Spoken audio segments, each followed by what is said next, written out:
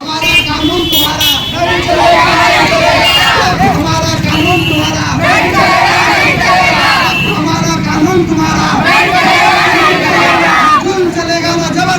Sir पर टोपियां, जिस्म पर लंबे कुर्ते और दाहिने हाथ के बाजुओं पर काली बंधी हुई पट्टियां, ये तमाम लोग मुस्लिम समुदाय से आते हैं।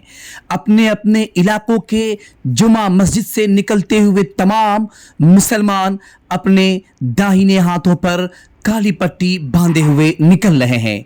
आज मौका है रमज़ान शरीफ के आखिरी अलविदा जुमा का, क्योंकि मुस्लिम प्रेस अल्लाह बोर्ड ने पूरे भारत के मुसलमानों से अपील इनके हाथों में खड़े बैनर में साफ देखी जा सकती है।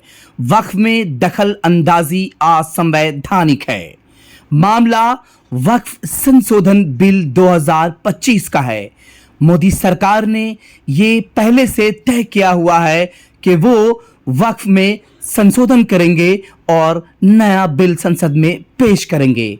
हालांकि वक्फ संशोधन बिल में कुछ सुधार करने के लिए इसे जेपीसी के पास भेजा गया और सुधार के बाद उसे फिर से मोदी सरकार संसद में पेश करने की तैयारी में है। जबकि भारत की लगभग सारी तंजीमें जो मुस्लिम समुदाय के लिए काम करती है या फिर मुस्लिम धर्म के किसी भी फिरका से ताल्लुक रखती है, तमाम तंजीमें एक होकर वक्फ संशोधन में किसी भी तरह की दखल अंदाजी के खिलाफ खड़े हुए हैं। हाथों में काली पट्टी बांधकर सरकार के वक्फ संशोधन बिल 2025 का विरोध करते ऐसी तस्वीरें पूरे भारत के जुमा मस्जिदों से सामने आ रही हैं। मुस्लिम प्रेस अल्लाह बोर्ड भारतीय मुसलमानों की एक ऐसी संस्था है जो भारत में रह रहे मुसलमानों की धार्मिक स्वतंत्रता, मानवाधिकारों, उनकी उपासना और मुस्लिम संबंधित मामलों के लिए कानूनी लड़ाई एवं उनके अधिकारों की सुरक्षा के लिए भारत भर में काम करती है। अब जब भारतीय संसद में मोदी सरकार वक्फ संशोधन बिल 2025 लाने वाली है, जिसका विरोध करते हुए मुस्लिम प्रेस अल्लाह बोर्ड ने पूरे भारत के मुसलमानों से इसका सांकेतिक विरोध करने को कहा है।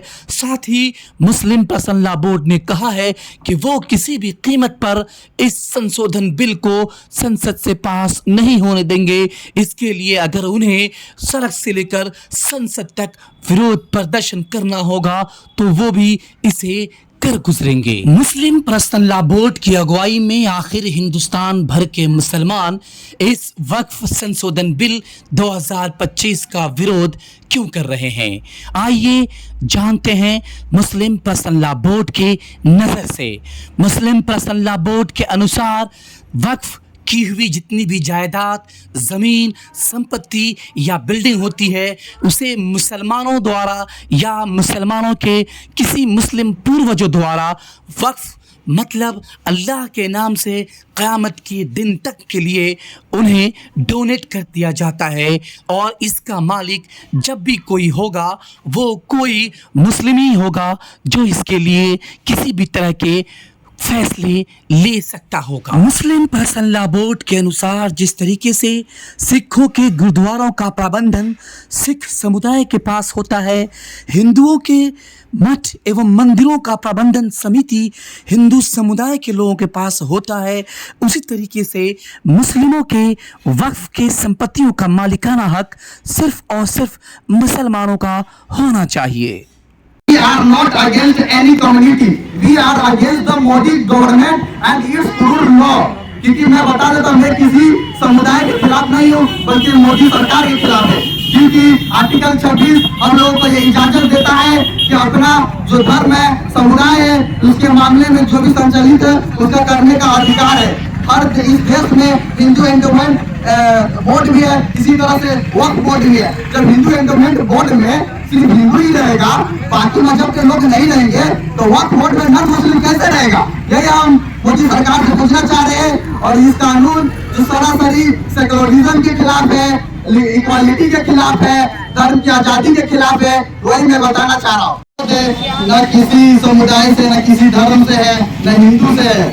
गलत जो मोदी मीडिया अगर किसी तरह का कोई उल्टा सीधा अगर बताने की कोशिश करे तो उसके बहकावे में नहीं आना चाहिए, क्योंकि जिस तरह से हिंदू इंटरनेट एक्ट के तहत उसका टेम्पल चलता है यानी मंदिर चलता है, ठीक उसी तरह से हम लोग का वक्फ बोर्ड है, उसी के तहत हमारा मदरसा चलता है, मस्जिद चलता है। अगर मोदी सरकार ये कानून अगर ले आता है तो फिर ये हम लोग के लिए हमारे धर्म में इंटरफेरेंस ऑफ रिलीजियंस है।